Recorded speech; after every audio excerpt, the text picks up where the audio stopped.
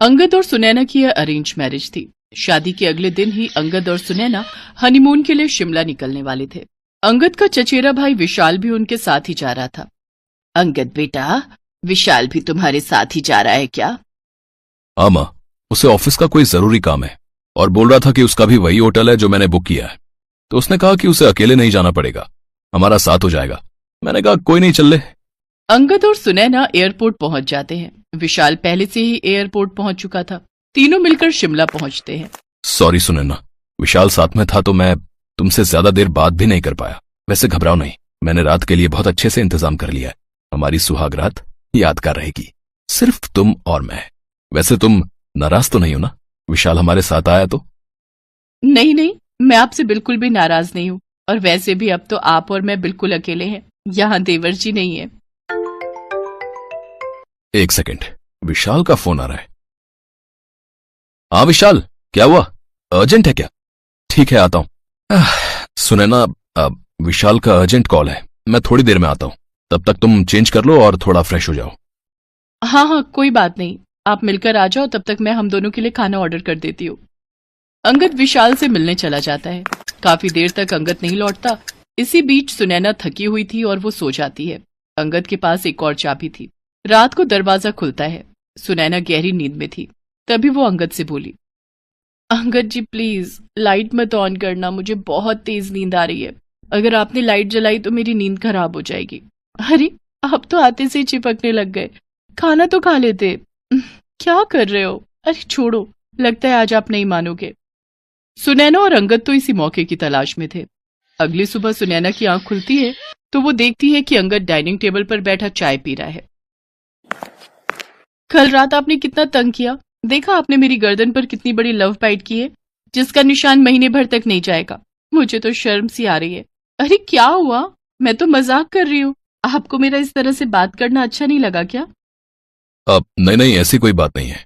वैसे तुम्हें रात को कोई परेशानी तो नहीं हुई ना?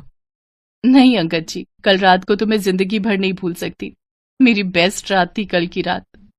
अंगद के उदास होने की बड़ी वजह थी उसका चचेरा भाई विशाल। विशाल ने अपने भाई अंगद के साथ धोखा किया। वो जानबूझकर उनके साथ आया था। वैसे कुछ भी कह लो अंगद भैया, कल रात भाभी के साथ बहुत ही बढ़िया सुहाग रात रही। मजा आ गया। उन्हें तो पता भी नहीं चला कि उनके साथ उनके देवर ने सुहाग रात मनाई है। वो तो सोच रही है कि सारा मजा आपसे मिला है, पर वो ये नहीं जानते कि मुझ जैसा हॉट लड़का उनके साथ था। एक बात सुन लो, आज रात भी मैं उनके साथ रहूंगा। विशाल, तुमने जानबूझकर मेरे ऑफिस की लड़की संजना को पैसे देकर उस दिन मेरे साथ गाड़ी में भेजा था। मैं तुम्हारे बहकावे में आ गया। उसने ड्रिंक नहीं की हुई थी, वो भी तुम्हारे साथ मिली हुई थी। जानबूझकर वो मेरे ऊपर गिरी और तुमने उस हालत में वो फोटोज ले ली। और अब तुम मुझे ब्लैकमेल कर रहे हो कि मैं उसके साथ था। गलत तो तुम कर रहे हो। तुम मेरी पत्नी के साथ मेरे रिश्ते को खराब कर रहे हो। अरे कुछ तो शर्म करो। तुम मेरे चचेरे भाई हो, सुनैना तुम्हारी भाभी है और तुम उसी के साथ। अगर उसे पता चलेगा तो। तभी सुनैना वहां आ जाती है। वो सारी बातें सुन चुकी थी। अंगद जी, आप ऐसा कैसे कर सकते हो? कल रात आपकी जगह देवर जी मेरे साथ थे। मैंने आपके साथ सुहाग रात नहीं मनाई, मैंने देवर जी के साथ सुहाग रात मनाई है। मुझे माफ कर दो सुनैना, ये सब विशाल की चाल है। तुम जानती हो ये मुझे ब्लैकमेल कर रहा है। मेरी ऑफिस की लड़की के साथ मेरी इसने फोटोज खींच ली हैं और ये मुझे डरा रहा था कि अगर मैंने इसे तुम्हारे कमरे में नहीं भेजा तो ये तुम्हें मेरे लिए भड़काएगा। मैं डर गया था कि कहीं तुम्हारा मेरा रिश्ता शुरू होने से पहले ही खत्म ना हो जाए। मुझे माफ कर दो। अब तो तुम्हें सच्चाई पता चल ही गई है। मेरा विश्वास करो, इसने तुम्हारे साथ जो भी किया। बहुत अच्छा किया, मुझे तो बहुत मजा आया। क्यों देवर जी, आपको मजा नहीं आया मेरे साथ सुहागरात मनाकर? ये देखो ना, आप भी कितने शरारती हो। आपने मेरी गर्दन पर ये लव बाइट का निशान छोड़ दिया। सॉरी भाभी जी। भाभी जी नहीं, सॉरी डार्लिंग। ये सब क्या है सुनैना? तुम ऐसी हरकत क्यों कर रही हो? मैं ये सब देखकर हैरान हूं। ज्यादा हैरान होने की जरूरत नहीं है। मैं और विशाल पिछले 5 साल से गर्लफ्रेंड बॉयफ्रेंड हैं। हमने तो ये सब नाटक तुमसे पैसे ऐंठने के लिए किया था। मुझे विशाल ने बताया था कि तुम अच्छी खासी प्रॉपर्टी के मालिक हो, इसलिए मैंने तुमसे झूठी शादी की। मैं तो तुम्हें अपने आप को हाथ भी ना लगाने दूं। मुझे तो मेरा विशाल ही छू सकता है। अब एक काम करो, ज्यादा समय मत लगाओ। अगर तुमने हमें कल दोपहर तक 5 लाख रुपए नहीं दिए तो मैं तुम पर इल्जाम लगा दूंगी कि तुमने मेरा इस्तेमाल किया है और मुझे मेरे प्यारे देवर जी के साथ सुहागरात मनाने के लिए जबरदस्ती मजबूर किया है। फिर तुम्हें जेल जाने से कोई नहीं बचा सकता। अब हम जैसा कहेंगे तुम्हें वैसा ही करना होगा। जब हमें पैसे की जरूरत हुआ करेगी तुम्हें हमें पैसे देने होंगे। चलो विशाल, मेरा ना बहुत मन कर रहा है, कमरे में चलते हैं। लगता है कल रात का ज्यादा ही मजा आया है। चलो डार्लिंग, मैं कहाँ मना कर रहा हूँ। अंगद सुनैना और विशाल की चाल में बुरी तरह फंस चुका था। उसे कुछ समझ नहीं आ रहा था कि वो क्या करे। वो घर वापस जाकर सबके सामने लज्जित नहीं होना चाहता था। मुझे जीने का कोई हक नहीं। ऐसी शर्मसार जिंदगी जीने से तो अच्छा है कि मैं मर जाऊं। अंगद जैसे ही पुल से कूदने लगता है तभी उसका मोबाइल फोन बजता है। अंगद देखता है मोबाइल पर उसकी माँ है। वो अपनी माँ से आखिरी बार बात करना चाहता था। हाँ माँ, ठीक है, मैं होटल पहुंचकर आपकी बात सुनैना से करवा दूंगा। क्या तबीयत ठीक नहीं है? माँ कितनी बार कहा है कि समय पर दवाई ले लिया करो। हाँ, मैं करता हूं माँ। अंगद फोन रख देता है। उसकी आंखों में आंसू थे। वो अपनी माँ की आवाज सुनकर दुखी हो जाता है। मैं क्या करूं? माँ मेरे बिना अकेली हो जाएगी।